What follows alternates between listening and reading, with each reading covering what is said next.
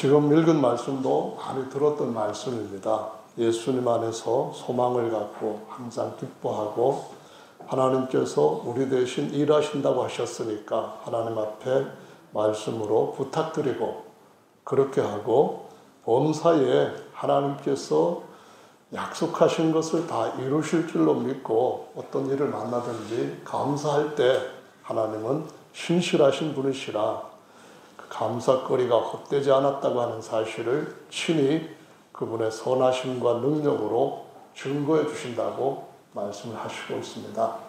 그래서 그런 말씀들을 많이 들어오셨는데 오늘은 특별히 11절 말씀에서 그러므로 피차 권면하고 피차 덕을 세우기를 너희가 하는 것 같이 하라 이 말씀하고 그 다음에 12절 형제들아 우리가 너희에게 구하노니 너희 가운데서 수고하고 주 안에서 너희를 다스리며 권하는 자들을 너희가 알고 13절 저의 역사로 말미암아 사랑 안에서 가장 귀히 여기며 너희끼리 화목하라 이 말씀을 나누려고 합니다.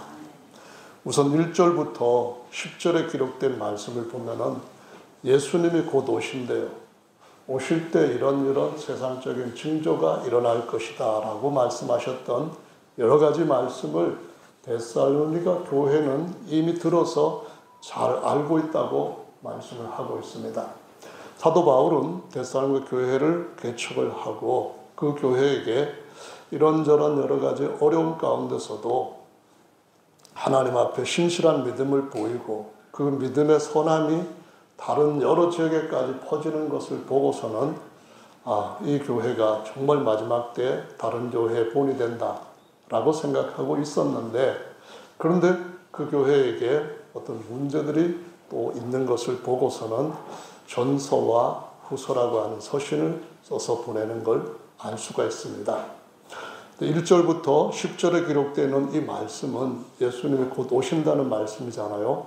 그리고 그때가 어떤 때인지를 알고 그렇다면은 그때를 살고 있는 사람들은 더 신실하게 빛의 아들로 낮의 아들로 하나님 앞에 빛이신 하나님의 그 영광 가운데 나갈 수 있도록 이러한 믿음을 지켜라 라고 가르치고 있는 것을 볼 수 있습니다. 여기에서 우리가 과연 주님께서 오실 것인가 아니면은 오신다는 말씀은 사람들을 일깨우기 위해서 그냥 무슨 교훈 삼아 주신 말씀인가 이 부분에 대해서 먼저 생각해 보는 것이 필요하다고 저는 느낍니다. 성경 말씀에 보면은 요한복음 5장 39절에 예수께서 이런 말씀을 하셨습니다. 너희가 성경에서 영생을 얻는 줄 생각하고 성경을 상고하거니와 이 성경이 곧 내게 대하여 증거하는 것이로다 라고 말씀합니다. 요한복음 5장 39절인데요. 이 말씀을 좀 머릿속에 기억시키기 위해서는 5장 39절이라고 하는 이 장절에 관심을 갖는 것이 필요하다고 생각해요. 5장이라고 하는 말은 무슨 말이냐면은 구약 성경은 제일 먼저 창세기, 출애굽기, 레위기, 민수기, 신명기 5개 성경으로 기록이 되어 있습니다. 이 성경은 모세가 애굽에서 40년 동안 왕자로 살다가 왕위를 얻기 거의 직전에 그런 자기 백성들이 애굽의 종살이로 고난받는 것을 보고서는 같이 고생하기 위해서 왕자의 자리를 버리고 하나님의 백성과 고난받는 길을 택하게 됩니다. 결국 그는 광야로 나가게 되었고 40년 동안 애굽 사람들이 가장 우습게 여기고 천하게 여겼던 목동의 일을 하게 됩니다. 80세가 되었을 때 더 이상 세상에서 뭘로 보나 그에게 앞날은 캄캄하고 이제 흙으로 돌아갈 때가 되었다. 내가 이 장막의 육체를 벗을 때가 되었다라고 생각하던 때에 하나님께서 모세 앞에 나타나시는 것을 성경에서 기록하고 있습니다. 그때 나타났었을 때에 하늘에서 엄청나게 찬란한 소리와 또 바라보지 못할 광채 가운데 나타난 것이 아니었습니다. 모세가 하나님을 만나기 위하여서 어떤 접점을 갖게 되는데 그것은 떨기나무에서 불이 타고 있었는데 꺼지지 않는 거였습니다. 40년 광야를 이래저래 돌아다니면서 풀밭을 찾아서 양떼들을 끌고 양떼들이 가는 길에 함께 쫓아가기도 힘들고 앞에서 끌고 가는 것도 만만치 않게 힘들고 지팡이 짚고 힘들어가는 그 모세 앞에 하나님께서 뭔가를 나타내셨습니다. 떨기나무에 불이 타고 있었습니다. 그런데 그 광야 땅은 메마른 땅이고 또 엄청난 더위가 있는 땅이기 때문에 자연발화가 생겨가지고 나무가 소실되는 것은 몇 번이나 봤던 일입니다. 그런데 모세가 그날도 그 떨기나무가 불타는 걸 보고 지나치다가 힐끗 돌아보았는데 나무가 계속 타고 있었습니다. 불이 꺼지지 않고 있었습니다. 우리 인생이 한 번쯤은 돌아보아야 할 때가 있습니다. 하나님께서 부르시는데도 불구하고 그 부르심을 느끼지 못하는 무감각하게 계속 잘못된 길을 가는 그 인생길을 더 온전한 길로 접어드는 어떤 인생의 터닝 포인트를 놓칠 때가 있다는 것입니다. 그런데 하나님은 모세에게 그때 그렇게 나타나셨습니다. 또 봤을 때 여전히 타고 있습니다. 그래서 갔던 길을 돌이켜 오는데 하는 말이 이렇습니다. 어떻게 해서 떨기나 불꽃이 계속 타고 있지? 내가 이 굉장한 광경을 가까이 가서 확인해 봐야겠다 하고 돌아옵니다. 계속 타고 있는 떨기나무 불꽃을 봅니다. 가는 중에라도 꺼져야 되는데 계속 탑니다. 여러분 잘 아시는 것처럼 떨기나무는 어떤 것입니까? 그냥 줄기들이 쭉 자라나서 그냥 이렇게 살고 있고 한 그런 거예요. 몽골에 같은 데 보면은 광야가 굉장히 높습니다. 근데 거기에는 소나무라든가 아니면은 참나무처럼 쭉쭉 곧은 나무들 보기가 힘듭니다. 정말 보기 힘든데, 그런데 어딜 가나 듬성듬성 떨기나무들이 자라고 있습니다. 이런 것들은 불이 붙으면은 그냥 금방 타버리고 죄만 남습니다. 하나님께서 모세에게 하신 말씀은 그 떨기나무 불꽃을 통하여서 내 인생이 사그라들 때가 되었지만은 그러나 내가 너를 위해서 계획한 인생에서는 진짜가 지금부터다라고 말씀하시는 겁니다.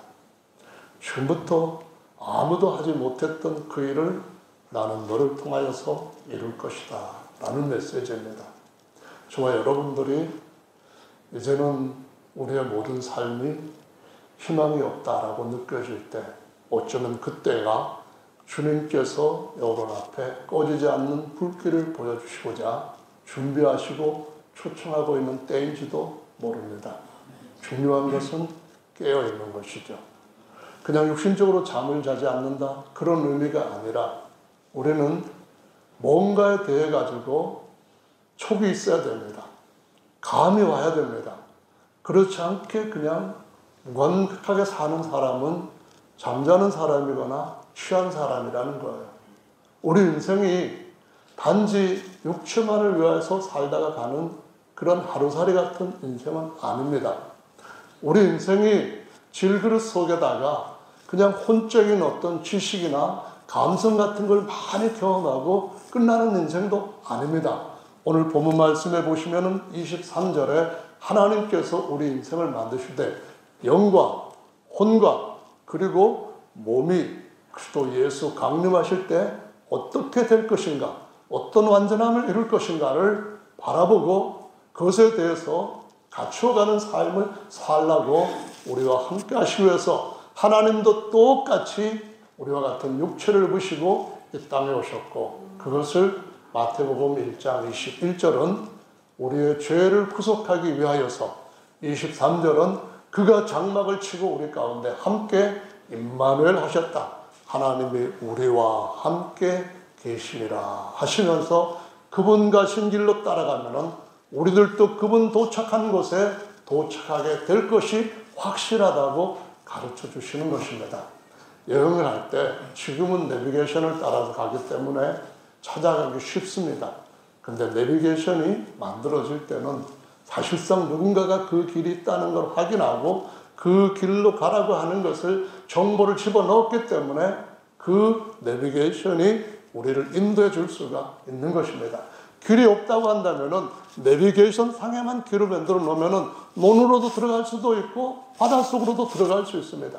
길이 있기 때문에 내비게이션에 그 길이 있어서 거기에 정보가 들어가 있는 것처럼 주님께서 우리를 위한 길을 만드셨기 때문에 인생길이 있기 때문에 그 인생길을 주님께서 보여주셨을 뿐만 아니라 친히 육체를 입고 이 땅에 오셔서 우리와 같은 일식 동안의 여행자가 되셨다고 하는 사실을 보여주시고 있습니다. 그리고 그분은 아버지께로 가셨고 내 아버지 집에 거할 곳이 많기 때문에 염려하지 말라, 근심하지 말라, 걱정하지 말라. 내가 다시 너희를 내 아버지 집으로 내가 돌아온 것처럼 아버지 집으로 컴백하는 시간을 너희한테 줄 것이다 라고 말씀하셨기 때문에 사도 바울은 이 데살로니가 교회에게 이 말씀을 기록하고 있는 것입니다.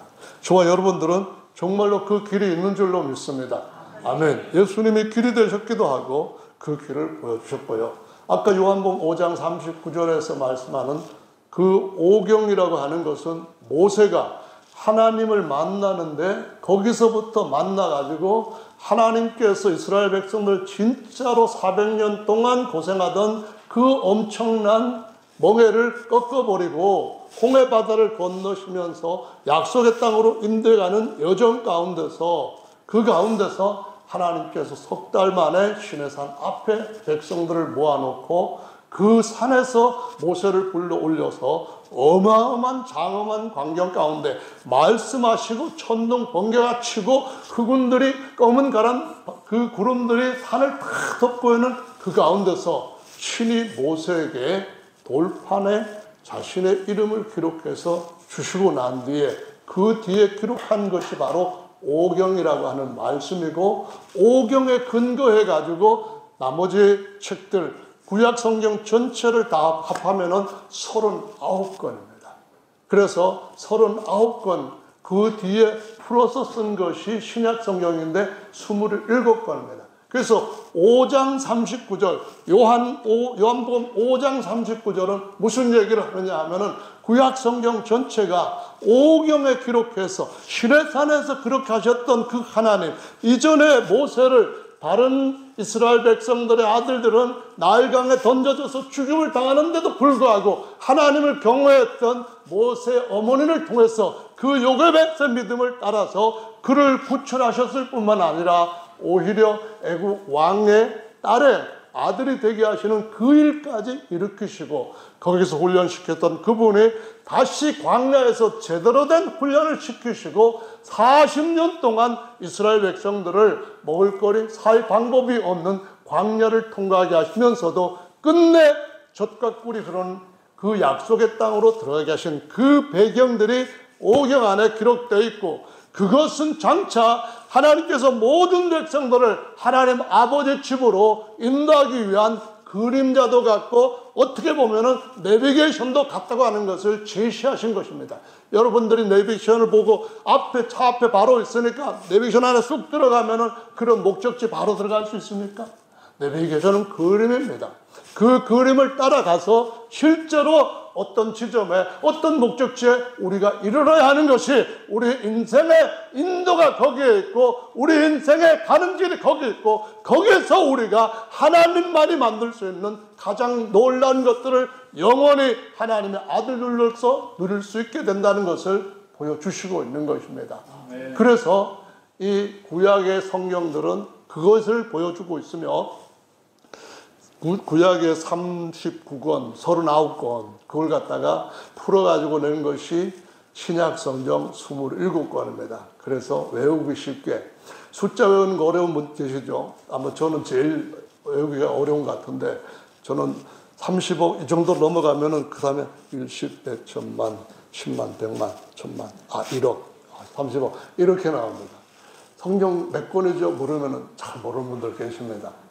우리 쉽게 오경에 근거해가지고 그림을 그려주셨는데, 설계도 그려주셨는데, 도면 그려주셨는데 3, 9, 27 이렇게 하면 딱 외운다, 그거입니다.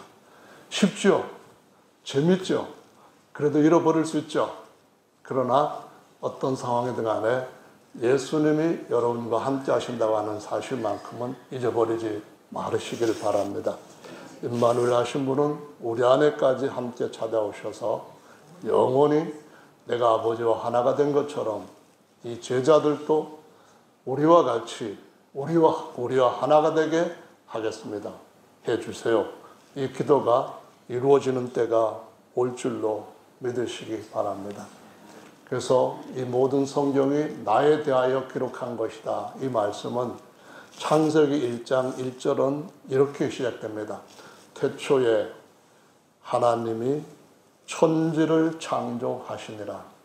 태초에, 이 말이 무슨 말이냐면은 모든 것들의 존재의 시작보다 먼저 근본적인 처음에, 이 말입니다. 모든 것들이 없는 때에도 그때 요 존재만은 있었다. 그 말이 바로 태초라는 말입니다. 그래서 태초라는 말씀의 다음에 엘로힘이라고 하는 히브리 단어로 하나님이란 말로 번역이 됩니다. 하나님 누구신가요? 성경에 기록한 모든 것이 나에 대하여 기록한 것이다 라고 말씀합니다. 이 뜻이 무엇인가요? 바로 그 하나님께서 우리같이 천한 모습을 입으시고 우리의 첫 조상이 하나님의 말씀을 믿지 못하고 거짓말에 속아 그만 모든 것들을 잃어버렸을 때 그것들을 다 회복시켜주는 그 모든 사랑과 은혜도 그분이 친히 우리 가운데 범죄한 육체 같은 육체를 입으시고 오셔서 그분이 자신이 모든 것을 다 해결해 주신다고 하는 그 말씀이 태초에 이 모든 처음도 나요, 시작도 나요, 모든 존재의 출발도 나요, 마지막도 나요, 그러시면서 쭉쭉쭉 계속 하시는 말씀이 그 하나님, 아담을 주신 그이가 아담의 육체, 그 후손들 몸, 여인의 후손으로 와서 모든 문제를 해결해 주실 구속자도 나다. 이 말씀을 하시는 것이 모든 성경이 나에 대하여 기록한 것이니라 라고 말씀합니다. 구약성경의 맨 마지막 편집되어 있는 성경은 말라기입니다. 말라기라는 말은 나의 사자, 내가 보냄받은 사자, 내가 보낸 사자, 그런 뜻이죠.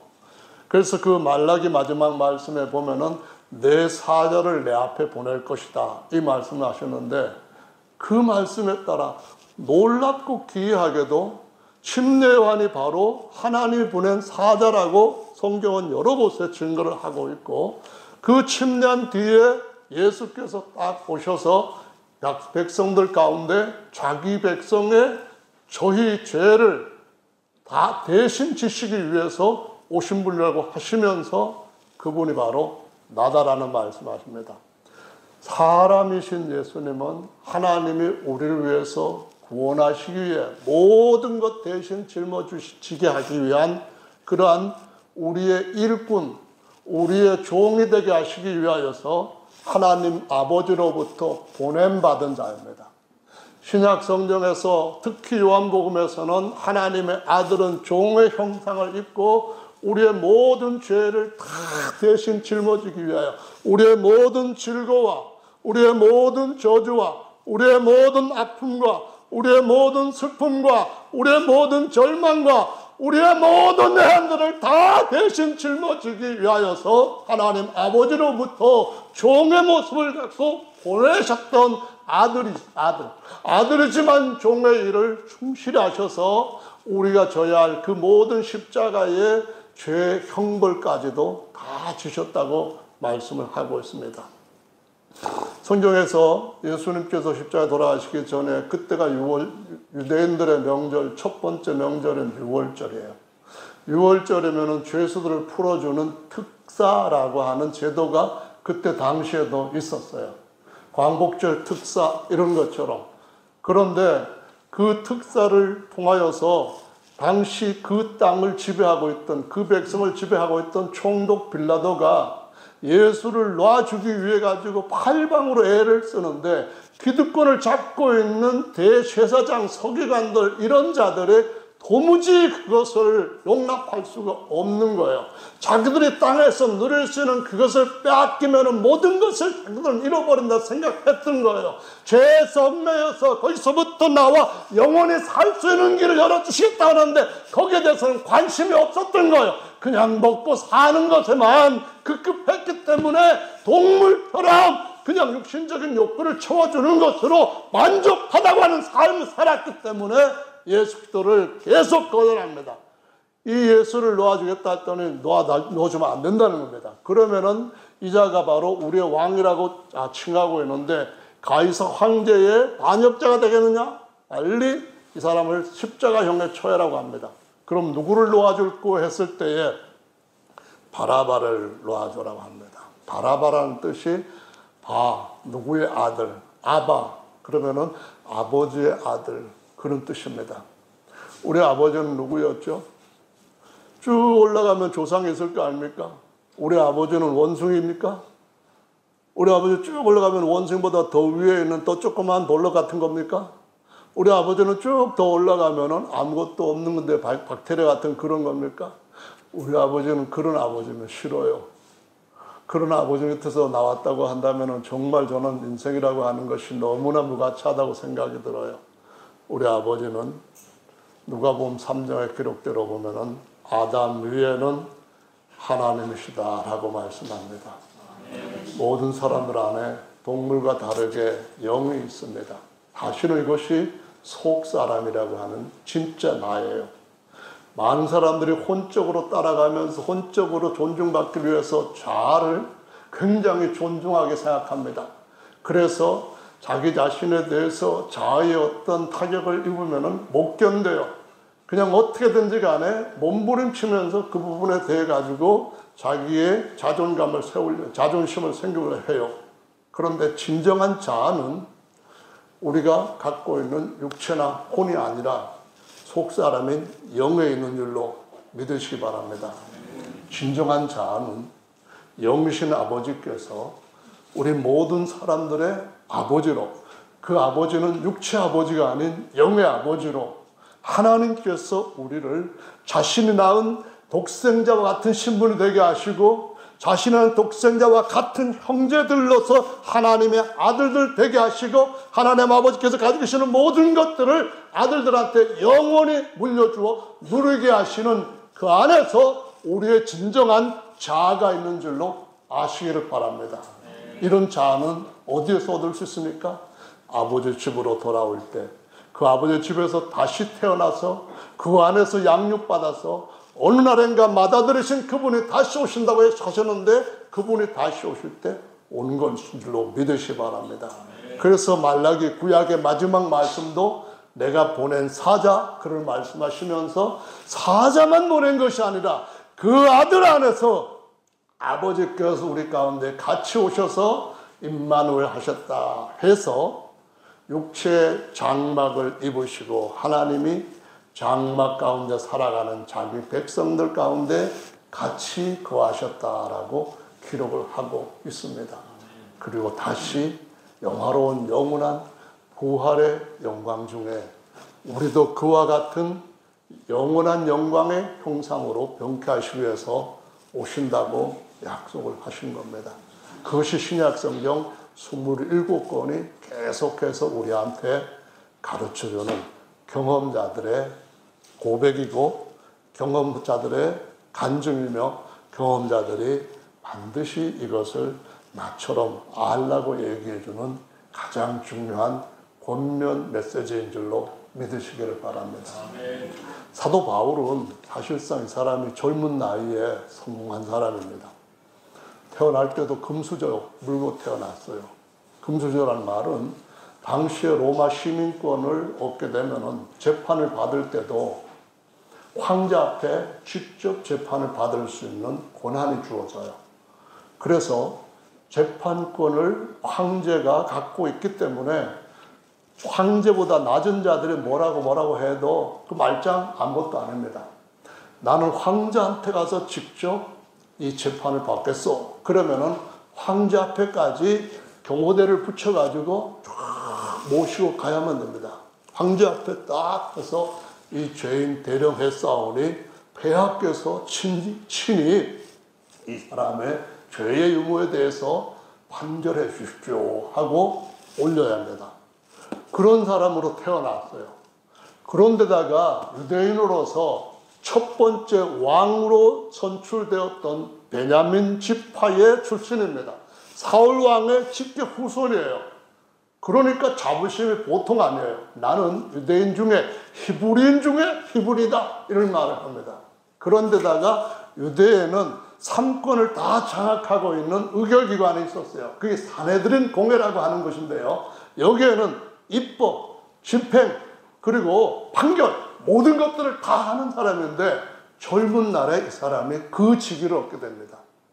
역사가는 이 사람이 언제 그 직위를 얻었다고 기록하는가 하면은 사도행전 7장에서 스데반 집사가, 스데반의 이름은 헬라어로는 면류관이라는 뜻이에요.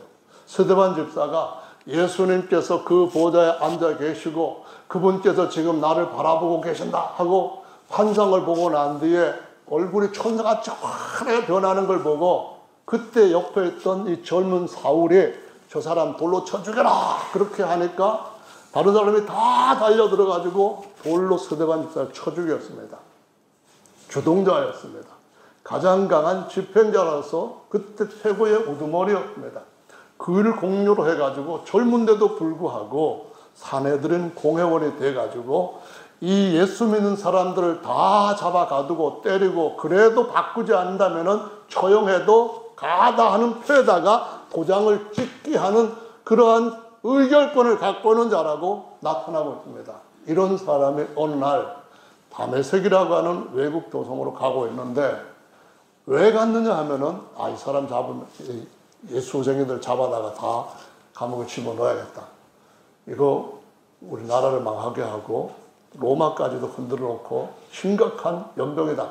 이렇게 생각하고 있던 그 시기적인 트렌드에 맞게 가서 죽이려고 잡아오려고 가는 중에 예수님께서 딱 영광 중에 나타나셔서 사울아 사울아 내가 어찌하여 나를 핍박하느냐 큰 소리가 들립니다.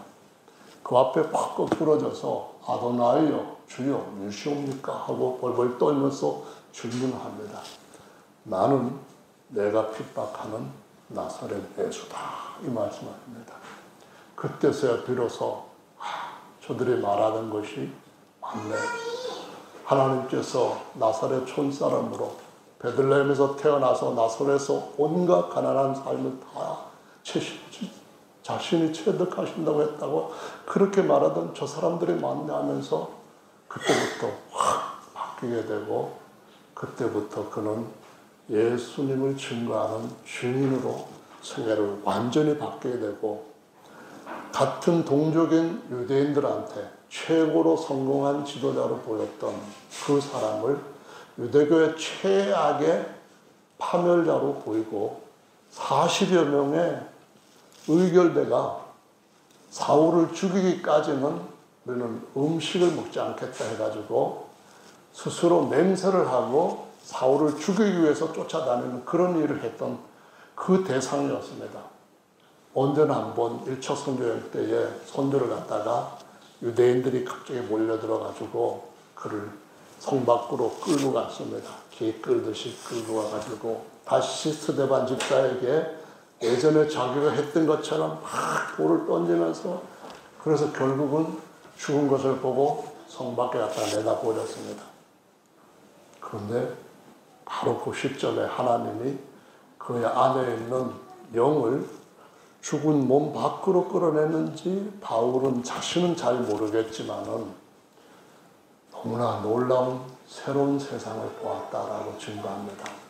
내가 셋째 하늘에 올라가서 사람이 말로 크게 표현할 수 없는 놀라운 일을 듣고 다시 돌아왔다.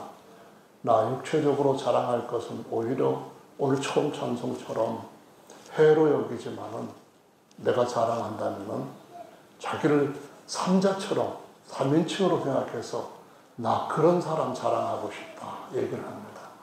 그 사람이 그 가운데서 이 교회를 세우고 그 가운데서 이 교회에게 그분 다시 오신다라고 증거합니다. 오늘날도 사람들은 원하는 것이 거의 같습니다. 대부분의 사람들이 원하는 것들은 뭐 큰 것 안 원하고 사람들이 할 수 있는 것은 원하고 현실적이다라고 생각합니다. 예를 들어서 내가 이 나라를 한 10년 동안 다스리도록 해주겠다. 그러니까 예수님 믿는 거 포기하라. 그러면은 많은 사람들이 그런 일을 받아들일 겁니다.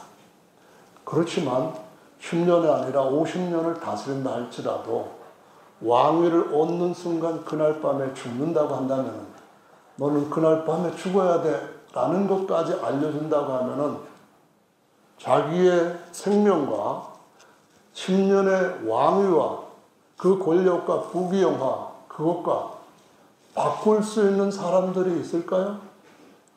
나 생명 이거 아무것도 아니야. 10년 동안 왕노릇하는 게 더 좋아. 그럴 사람들이 있을까요? 성경은 분명하게 말씀하시기를 언젠가는 사람들은 인생의 나그네길을 마칠 죽는 때가 반드시 온다. 뿐만 아니라 죽으면은 심판이 모든 사람들 앞에 피할 수 없이 찾아온다 라고 얘기를 합니다. 세상의 10대 대국들이 갖고 있는 모든 돈들을 다 준다 할지라도 그 돈을 내 은행 잔고에 집어넣는 순간 한 달이 지나지 않아서 나는 생명을 이 땅에서부터 잃어버릴 것이다. 이것이 확정된 변화시킬 수 없는 것이라 믿는다면 누가 그런 것을 선택하겠습니까? 왜 제가 이 말을 드는지 아십니까? 바울이나 스데반이나 1세기에 예수님을 믿는 모든 신자들은 수없이 이와 같은 도전을 받았습니다.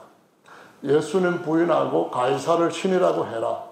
예수님을 부인하고 가이사를 주님이라고 고백해라. 그러면 놓아주겠다. 그러면 너가 어떤 제재도 받지 않고 평화를 누리고 온갖 좋은 것들을 누릴 수 있겠다. 그랬을 때 사람들은 노 했습니다. 그럼 오늘 너를 불 속에 집어넣고 산채로 화형을 시킬 것이고 짐승들의 먹잇감으로 던질 것이고 너의 모든 가족들은 전부 다 이 자리에 같이 죽음을 맞이할 거다. 그럴지라도 나는 주님을 따라갑니다. 이렇게 주장했던 것이 바로 예수님이 다시 오실 것이고 우리의 생명은 따로 영원한 생명이 우리 안에 주어져 있기 때문에 나는 이 생명을 선택하겠습니다. 해서 헤아릴 수 없을 정도로 많은 성도들이 자기의 생명과 모든 것을 걸고 증언을 했던 것이기 때문에 오늘 이 말씀에서 그냥 단순한 글로 읽는 것이 아니라 그들은 현재 고난을 받으면서 생명 자체로 읽는 특별한 것이었습니다. 다른 것과는 비교할 수 있는 그런 것이 아니었습니다. 저와 여러분들이 주님 안에서 이 말씀을 읽을 때 느낌은 어떤 것입니까? 사람들은 경험이 그 사람이 갖고 있는 어떤 것에 대한 가치, 인생이라면은 인생의 가치, 인생관에 관한 어떤 정립, 그런 것에 굉장히 중요한 영향을 끼칩니다. 따로 좀 이런 말도 있지 않습니까? 너희가 고기 맛을 알아? 고기 맛을 먹어본 사람이 알지. 저 같은 사람은 고기가 등심인지 꽃심인지 방심인지 뭐 모릅니다. 그냥 살살살살 잘 구워가지고 있으면 다 맛있어요. 워낙 잘 먹는 체질이니까 고기 맛을 모릅니다. 또 한 가지 중요한 문제는 제 아내가 고기 먹으면 건강하진 않아. 그냥 채소 먹으면 건강해. 이렇게 길들여지다 보니까 그것도 진리인가 보다. 그렇게 알아와서 고기 맛을 모릅니다. 진짜로 인생에서 예수님의 선하심을 맛보아 아는 정도에 따라서 우리의 삶은 어느 쪽으로 우선을 먼저 두고, 우선을 어디에다 두고, 또 중심을 어디에 두고 달라지게 될 수밖에 없다는 것을 기억하시기를 바랍니다. 무엇일까요?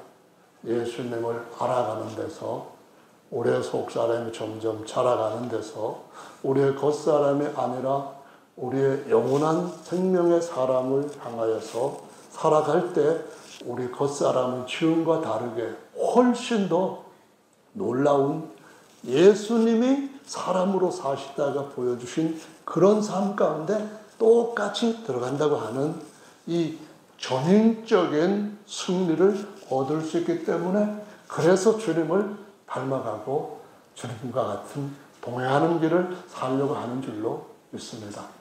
형제 자매 여러분, 왜 우리가 서로를 형제라고 부르고, 왜 우리 서로가 다 이제 우리가 언젠가는 아버지 집에서 같이 영원토록 웃고 대면하고 죽지 않는 참된 삶을 살 수 있을 거야 라고 위로를 합니까? 그날이 어느 날인가는 소망이 현실이 될 것이고, 그때는 소망도 필요 없고 믿음도 필요 없이 그런 것들이 다 이루어진 사랑만 남아있을 때가 올 것이기 때문인 줄로 믿으시기 바랍니다. 아멘. 지금은 소망 붙들려고, 절망 안 하려고, 실망 안 하려고 힘들어서 소망이 흔들흔들 할 수도 있고, 너무너무 힘들어 더 이상 견딜 수 없다 해가지고 그 소망이 끊어져 버리는 절망 가운데 놓인 것 같을 때도 있고, 지금은 진짜 그것이 언제 이럴지 너무너무 멀리 보이고 희미해 보이는 그때도 있을 수도 있지만은, 우리의 삶은 주님 손에서 언젠가는 반드시 모든 것을 합력하여 선을 이루고, 로마서 8장 말씀입니다. 할렐루야. 마다들의 형상을 본받게 하기 위해서 그가 오실 것이고, 그는 모든 것들을 발 아래 두는 능력과 권세로 우리의 낮은 몸을 자기의 영광의 형체같이 변케 하실 것이다 라는 이 말씀을 초대교회는 알았고, 오늘날 수많은 교회들이 그 근본적인 하나님의 약속, 그 유언 안에 들어있는 것들을 다 잊어버리고 그냥 땅에서 잘 되면은 그것이 하나님 믿는 목적을 잘 이룬 것이라고 하는 아주 낮은 그런 믿음 가운데서 한 발 한 발 더 나아가지를 못하고 있기 때문에, 주님께서 마지막 때 교회 회복을 요구하시는 줄로 믿으시기 바랍니다. 처음으로 돌아가라, 완전한 대로 회복하라고 명하시는 줄로 믿습니다. 그래서 저와 여러분들은 그 길을 가야 합니다. 우리 찬송 한 장 같이 하시면서 우리의 소망을 주님 안에 두고 함께 기도하는 시간 갖겠습니다.